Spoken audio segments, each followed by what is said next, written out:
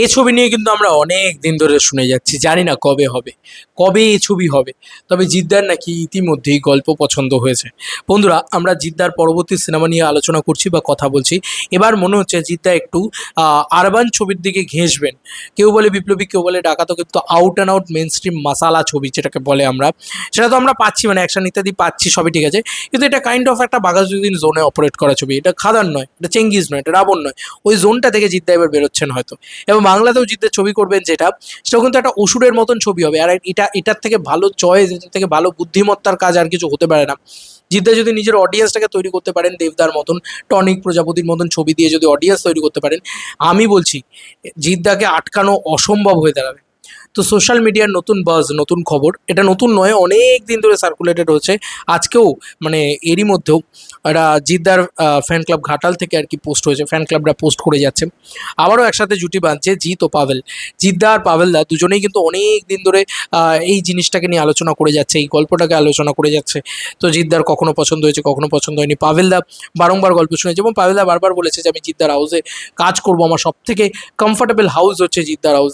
এই এই হচ্ছে সেই ছবিটার বক্তব্য আর কি। কী লেখা হয়েছে লেখি। অসুর সিনেমার জনপ্রিয় পরিচালক পাভেল এছাড়াও বাচ্চা শ্বশুর বলে একটি সিনেমায় জিতের সাথে করেছিলেন। হ্যাঁ, এবং শোনা যাচ্ছে আবারও তার নতুন ছবিতে অভিনেতা জিৎকে নিয়ে কাজ করতে চাইছেন তিনি। গল্প নিয়ে অভিনেতা জিৎ এবং পরিচালক পাভেল একসাথে বসে আলোচনা করেছেন। তে অভিনেতা জিৎ জানিয়েছেন তার পছন্দ হয়েছে এই সিনেমার গল্প এবং সেই কাজটা করবে বলেই জানিয়েছেন পরিচালককে। এরকম ধরনের একটা নিউজ কিন্তু সার্কুলেটেড হচ্ছে। যদিও দিস ইজ আ রিউমার, কোনোভাবেই এটা যে অফিসিয়াল নিউজ কোনো আনন্দবাজার করে দিয়েছে বা কোনো বড় কোনো নিউজ পোর্টাল করে দিয়েছে এমনটা নয়। কিন্তু একটা জিনিস বোঝার চেষ্টা করো বন্ধুরা, এটাই কিন্তু হওয়া উচিত, এটাই কিন্তু জিদ্দার করা উচিত। ইতিমধ্যে অনেক হয়েছে, অনেক এক্সপেরিমেন্ট হয়ে গেছে, অনেক কমার্শিয়াল ছবি করা হয়ে গেছে। এবার জিদ্দা একটু নিজেকে ব্রেক করো, একটু ভাঙো, একটু অন্য ধরনের কিছু করে নিয়ে আসো এবং পাবলিকের ট্রাস্ট গেইন করো, মাল্টিপ্লেক্স কালেকশন বাড়াও, তারপরে তুমি এসো। এমনিও মানে এখন সমস্ত রকম হল পাওয়া ইত্যাদি, সেগুলো নিয়েও কোনো সমস্যা আর হওয়ার কথা না। তো ইতিমধ্যে জিদ্দা অনেক বেটার পজিশনে চলে যাবেন অ্যাজ লাইক দেবদা, আমার এটা মনে হয় কোথাও গিয়ে। যদি দেবদার মতন করে একটু সব ধরনের ছবি করা জিদ্দা শুরু করেন। স্পেশালি আমাদের বাংলায় কেন এই ধরনের ছবি হয় না আমি জানি না।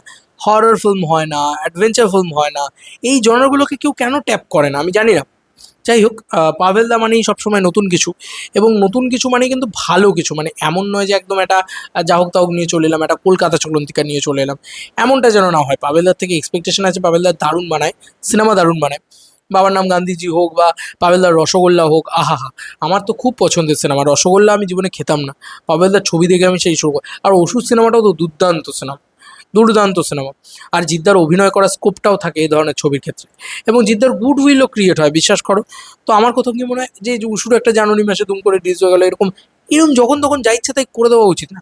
এবার জিদ্দা একটু ফেস্টিভ্যালে আসুক প্রপার, এবং প্রপারলি রিলিজ হোক, প্রপার হোক, দেখবে না ছবি ব্লকবাস্টার হবে। এবং এই ছবি কিন্তু সম্ভবত কেউ বলে বিপ্লবী, কেউ বলে ডাকাতের পরবর্তীতে আসছে, কেউ বলে বিপ্লবী, কেউ বলে ডাকাত যদি দুর্গাপুজোয় আসে, সেক্ষেত্রে এই ছবি কিন্তু 2027 সালের কোনো একটা টাইমে আমরা দেখতে পেতে পারি।